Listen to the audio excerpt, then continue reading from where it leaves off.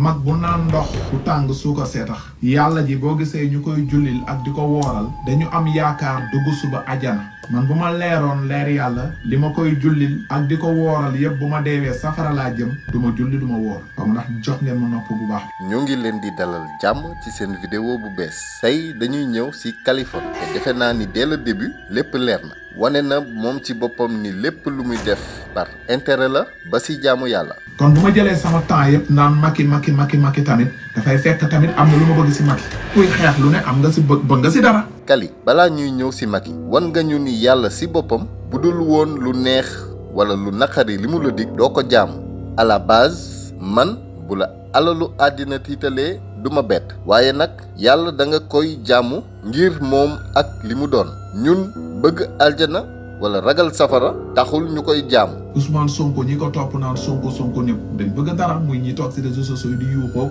ak leneen. dëgg bu wér Ousmane Sonko ñi ko topp bëgg Sénégal tegu ci yoon ñëpp jariñu moo leen yitteel ba tax su jotee ñoom ñooy joxe waaye duñu laaj. dañu am lu ñu métti duñu taal pëna duñu sànni xeer dañuy taal suñu Facebook ne am na lu ñu métti buñ ko mënee régler bismillah buñ ko mënta régler ñoom moom suñu bopp.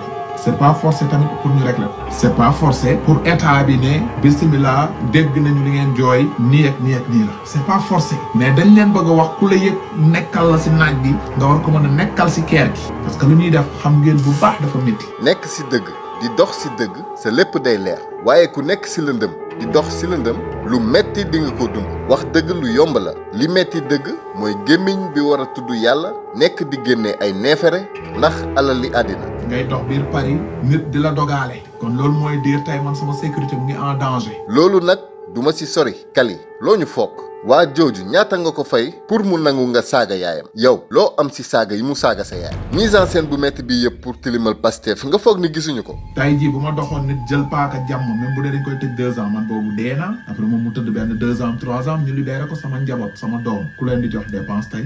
boo gëmoon yàlla wakkeelu ci yàlla doo ragal dee doo ragal ñàkk te fa ngay xamee ni wërsëg ak teranga yàlla da koy jaarale ci loxo jaam yi rek mar naan su la taxee naan petit su robinet ubbee nga rus yow loolu moo la dal.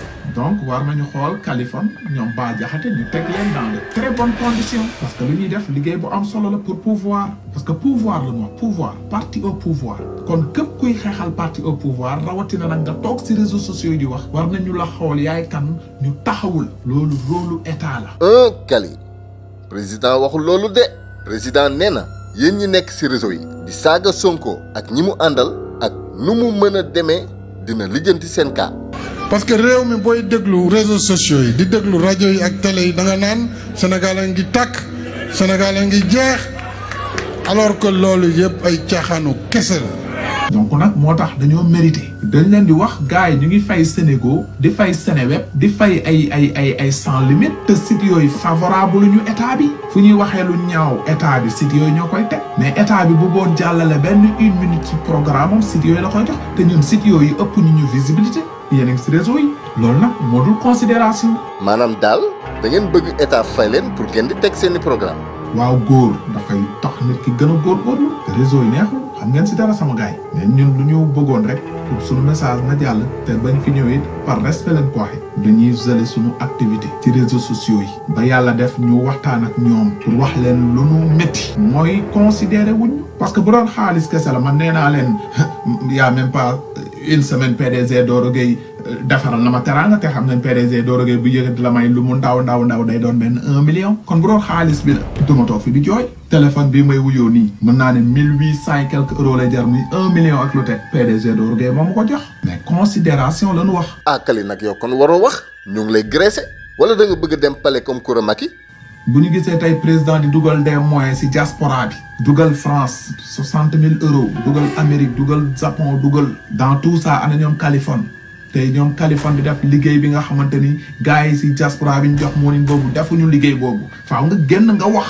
c'est des moyens qui sortent ñun dañoo bokk ci moyens yooyu dañ ci war a gis suñu bopp. alors là monsieur État waxal ci sa ndaw yi nag seen liggéey rafet na jàngal nañ xale yépp saaga yu bon gàcce nga laama war nga leen jox seeni moyens nag. tey moyen bi dem Amérique Françoise Hélène Gaye mu ngi Amérique da ngay xeexal président si réseau yi sa moyen ngi nii Kaliphone yaa ngi France moyens yi ñëw na pour préparer campagne yi sa moyen ngi nii Dakar bu ñuy joxe ñu ne Fouta Tampi Bah Diakhaté seen moyen mu ngi nii. waaye toog sa ordinateur di tapé di kaj ci suba ngoon di saaga di xuloo jàpp na yow yaa moom réew mi ba ci kanam loolu mu ngi suñu kanam.